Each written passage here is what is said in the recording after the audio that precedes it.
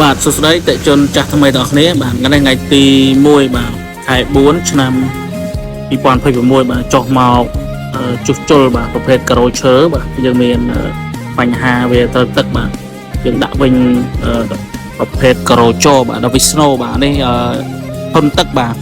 យើងអាចដាក់ក្នុងបន្ទប់ទឹកក៏បានដែរបាទនេះថ្ងៃនេះយើងចុះមកផ្លូវ60 ម៉ែត្របាទចុះមករើចំនួន6បន្ទប់បាទយើងរៀបវិញដោយការ៉ូជ័របាទដល់ Visno ធន់ទឹកនេះយើងមកថតហើយតិចទៀតជាងរៀបចំតម្លើងបាទប្រភេទការ៉ូជ័រឡើងវិញបាទនេះសកម្មភាពរើការ៉ូឈើដែលវាមានបញ្ហាបាទវាខូចអស់ហើយបាទដោយសារតែលិចម៉ាស៊ីនត្រជាក់ហើយនឹងទឹកចេញពីបន្ទប់ទឹកបាទនេះសកម្មភាពជាងវងរៀបចំ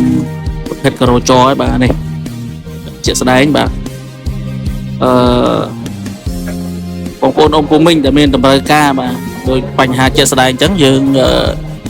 បញ្ហាហើមប៉ោងបាទយើងដាក់វិញដោយការ៉ូជ័របាទអត់មានបញ្ហាអីទេបាទនេះ